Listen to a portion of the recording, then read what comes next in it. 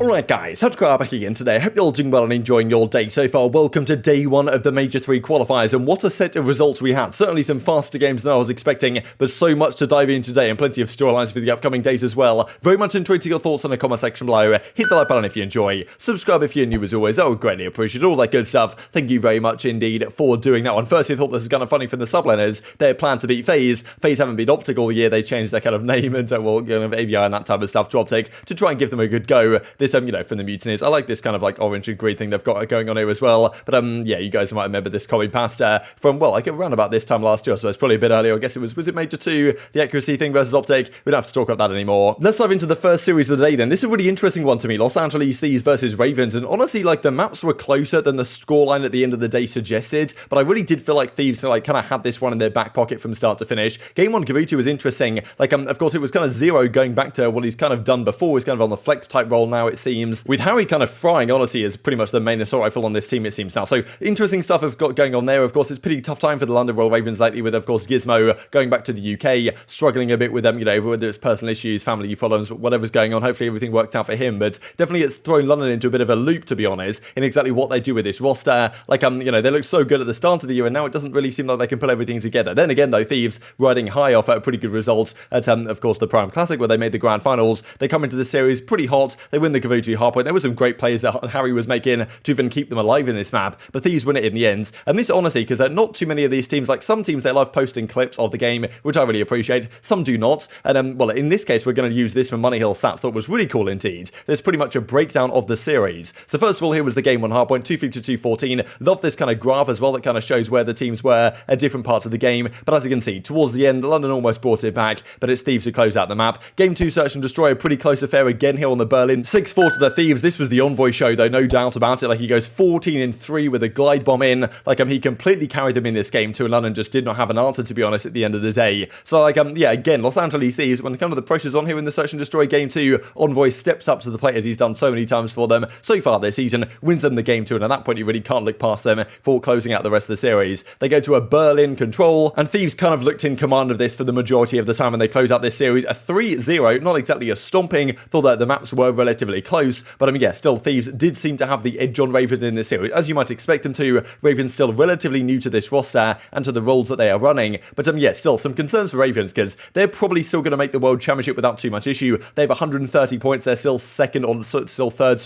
in the CDL standings right now, but that's not going to be enough as the season progresses to maintain that number if they can't improve. And if Gizmo comes back, can they be as good as they were when Gizmo was there? And this time last stage in Major 2, they had Paul X in instead of Harry in place of Gizmo once again, and they won that series 3-0, and this time it's pretty much the other way around. Thieves do the reversal on them, so of course they've made some role changes, but yeah, still many things to think about here really from the Ravens side. Good start though, no doubt, for the Los Angeles Thieves. They failed to win a single series in the Stage 2 qualifiers, and well, that's not going to be the case this time around. 3-0 victory, as Drazah says, got destroyed first map, but my teammates have always got me, and yeah, quick and easy one, no doubt. Envoy with a 1.27 over the series. Octane turned up on the game 1, a 14-3, like there's no doubt from Envoy, and then Kenny came to play on the Berlin as well, and a 0 says, GG's Los Angeles Thieves, tough situation, just got to push through it. So yeah, they're going to have a pretty tough time ahead of them, no doubt. I feel like, they're honestly way down the power rankings right now, I think, from a lot of people's perspective, and understandably so, but in terms of points, they're way up there, which just makes the fight for the World Championship all that more spicy, as we shall see. These the overall stats, Envoy with a 1.27, and Kenny and Octane playing solid enough. Let's dive into this series then. OpTic versus Los Angeles Guerrillas, a really interesting series battle, because the last few days we've kind of heard that OpTic scrims been going pretty well with Prolute in the team instead of Illy. How well was that going to work out? Was it going to facilitate great performances from the rest of the guys, the likes of Shotzi, the likes of Dashy, that we didn't really see perform at that level at the Prime Classic when General was in the roster? This was the maps I thought it was rather interesting. The triple Berlin, I must admit, I do kind of prefer Berlin control to the other ones. It might not be the prettiest, but it is definitely the more interesting one to watch, I would say. And of course, game 1 Bacage as well, that's pretty spicy also, because well, OpTic on Bacage, and watching Shotzi on Bacage, it's always a good time. But of course, Los Angeles Guerrillas, they were the ultimate substitute team. Spart comes in for Major 2, they win the entire thing with Spart in their lineup. The greatest substitute, losers bracket story of all time in Call of Duty history. Like, when is another team going to win an event with the substitute? It's hard to imagine. But I'm still OpTic come in here with their substitute and try to give them a run for their money. And that's exactly what happens. I pretty much predicted the way I thought this series was going to go in a similar manner, but I thought that Los Angeles Guerrillas would sneak out at a kind of map win somewhere or another. But this game 1 on the Bacage, like this map is honestly just insane. Like at this point, Dashy's 4-6 as Kevy points out. Scump is 20-6. He then goes from this point 24-8. And his team's only winning by 20 points. I simply don't understand what can happen sometimes here on Bacage. The Scump is just getting all the kills, and even at the end of the game, like, I get constantly surprised when I'm watching it, because I don't usually, like, pay all that much attention for the majority of the map. I just tune in when it gets getting down to crunch time, because it's just too much on the brain to watch Bacage for the entirety of it. But I tuned in for the final hardpoint, and I was like, okay, OpTic just got 4 dedicated GGs, and then it constantly blows my mind the fact that LAG is still getting there back to the hardpoint. I mean, we can see the clips here in just a second, but, you know, Scump early on, he was having a good time in the listening,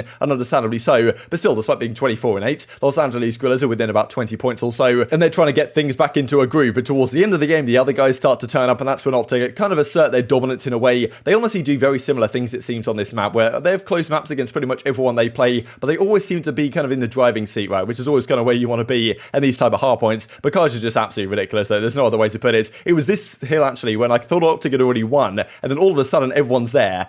Slasher gets killed, actually, by Huke in this situation, and then Scump comes in. I mean, he was absolutely frying this entire series. Gotta give credit to him, man. I mean, I think he's still 26, but he's 27 very soon indeed, and there comes the forwarded OpTic win it. But, like, Scump's been playing, like, one of the US players in the entire league, and it continues to impress absolutely everyone at, you know, the age of the years, which is so impressive. Like, Crimsix won an event just last weekend, and now Scump's here putting on a show against Los Angeles Guerrillas, and Slash has already won an event this year. So it just does go to show, in my opinion, that the age thing is certainly gassed. Even in a game like this, like Vanguard, you'd think the cracked out 18-year-olds would be the way to go, but Scump still turning up, certainly did in this series. Game 1 goes their way. There was an issue also with the kind of casting situation. Miles says this, like, I don't know what was going on. Maybe he had, like, different microphone on or something that sounded terrible, but yeah, Chance had to kind of solo it for the rest of the game, which, well, seems to have it every single year at this point. But game 2, this is when kind of the rest of the guys came to play. Of course, Prolute in that role seemed to facilitate performances from the rest of the guys. Here's Dashy clutching a nice little 1 versus 2 in this situation, gets a nice couple of kills. Not enough time, unfortunately, well, on the Asim side to defuse that bomb, but a 2 versus 3 for OpTic. Big map win, of course, for them. And this was the map, really, where Los Angeles Guerrillas were so strong. Their Berlin search and destroys. I'm sure that every single team in the world, I mean, look at this from Prolute as well, absolutely smokes that guy. Spart actually was indeed the kind of battle of the substitutes, you could well argue. But their search and destroy was undefeated at the Major 2 that they won the entire thing, and I'm sure the teams were kind of looking into what exactly they did, like what strat did they run, this type of stuff. Of course, it's so hard to stay at that level, but the problem is for Los Angeles Guerrillas in that crazy losers bracket run, they didn't win like a single 3-2 or anything, apart from the grand finals where they looked pretty good, and they won 5-2. Like, outside of that, it was all game 5s, right, that they were winning in these series, and really their respawns were looking kind of sketchy. So that's why I thought that OpTic in this series could certainly have, well, a 3 respawn, 2 respawn victories in them. Turns out they only needed 2, because they won the search and destroy as well. And this I thought was really impressive, actually, from OpTic. Like, OpTic of the past, there's certainly been a kind of team where they'll get an advantage, like a 5-3 advantage, then they'll throw it away. They love throwing away a 5-3 lead, the OpTic of old. But at this team, they get a 5-3 advantage, they close out the games. That's very impressive. Prolute performed really well in the search and destroy as well. Like, they seemed super, honestly, the chemistry between the OpTic guys was great. I was seeing them get first bloods and convert them, which is something that you can't always say for the OpTic team, right? So, impressive stuff in the search, and then they had all the momentum, right, and all the drive. And when Los Angeles Guerrillas lose a search and destroy, they probably know it's chalk, to be honest, right? Just given the fact that they didn't lose any at the Major. They're now losing some, and then we go to a game 3, and well, OpTic close this one out as well here on the Berlin control. So, incredibly impressive series. Prolute comes in, they looked much more comfortable, it must be said, on the map than they did when General was in the team.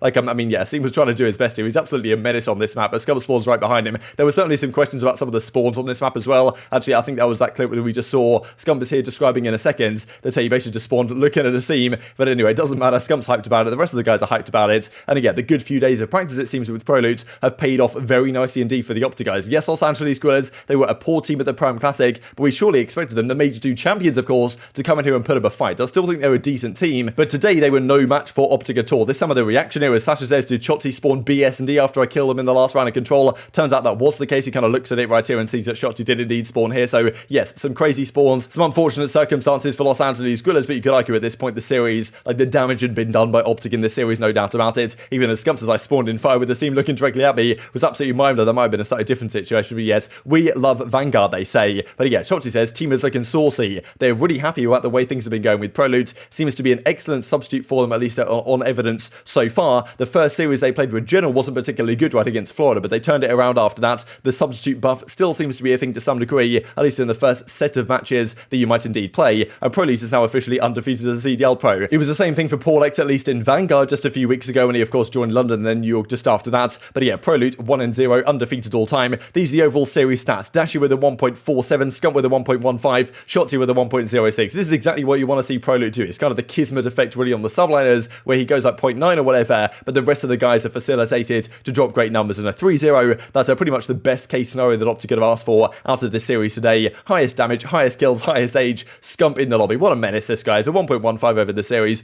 dominated the Barrage, and was no doubt an absolutely key factor why OpTic walked away with that series. And just this from Dashy before we talk about the final series of the day. GG's Los Angeles Guerrillas 1-3-0. Great way to start Major 3. Also, Prolute is absolutely nasty. Hashtag brick by brick. And here we go then. Final series of the day. The Subliners versus Atlanta FaZe. And wow, this is a close series. A 3-1 scoreline, but closer, honestly, than I think the kind of numbers suggested, because this certainly could have gone the other way. I thought the Subliners were going to take this to a game 5. I thought they might well win it if they got there. But yeah, it doesn't quite happen for them in the end. But of course, they came off an 18-3 map count record. And well, of course, they have a very hard time going up against Atlanta FaZe, who I didn't, of course, play Atlanta FaZe at the Prime Classic that they won. But they won 6 series straight in a row there with their new team. And well, FaZe, of course, were looking to shut them down. Game 1 goes their way here on the Berlin. And this is where I was really impressed, actually, because I thought that really all New York had to do here was win 1 hardpoint, and they should be able to win the game 2 search and destroy and take it at least to a game 5. I feel like the control certainly still favoured FaZe, and I thought that FaZe was certainly not going to lose 2 hardpoints, but honestly, it kind of almost happened. But this game 1, honestly, like, once again, a very traditional Subliners victory in a way, where they really don't outslay by anything incredible. Kismet's going a little bit negative. The rest of the guys are holding their own or going a bit positive, and they're winning the maps. That's exactly what they want to do. They win the game 1. The game 2, though, I think was probably the dagger in this series, to be honest, because at this point they're up 2-0, having a nice advantage here on the Barrage. Then they find themselves up 5-4 in a 3 versus 3 with the bomb down on the B bomb site. And then, well, Simp goes massive. He gets 2 kills, gets onto the bomb head glitch, puts Crimsix in kind of no man's land. And well, Crimsix kind of thought, okay, he has to challenge, get something to happen. If he'd have laid there forever, maybe he could have found some timing and made it work. But it was a tough situation that Crimsix found himself in. So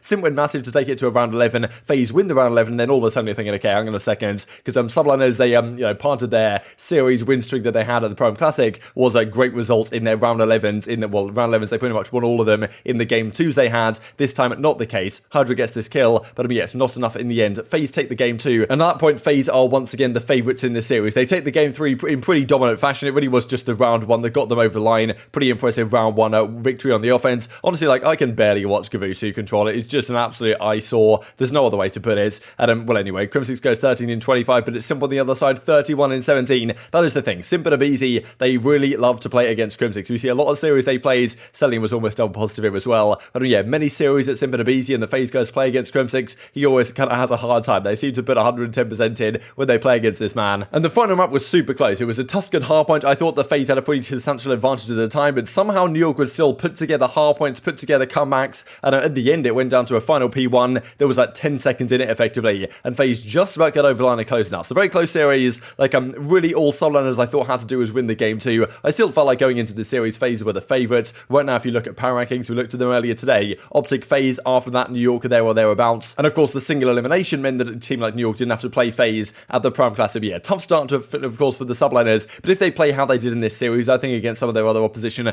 they should be pretty solid to go like 3-1 or something, or even better than that. Who knows? This stage, which certainly they need to do for the standings and all that. But good stuff for FaZe, no doubt. Their respawn is just very strong indeed right now. And if they start winning more of their search and destroys as they did in this series, then they are going to be a very tough force to beat indeed. But of course, they already are. As Paulek says, indeed a very winnable series for them, but they lose it in the end regardless. And when these are the numbers in the respawns, like, well, you're going to have a hard time winning. aBeZy positive, Cellium with a 1.3, Simp with a 1.23. No real surprise at this point from those guys, but very much intrigued to your thoughts in the comment section below. Hope you guys enjoyed the video. If you did enjoy it, hit on the like button, tell us the YouTube gods, this is a good video, and I was like you should see it as well, and I've grown the competitive Call of Duty community. Thank you for watching as always, take care of yourselves, and I will see you next time.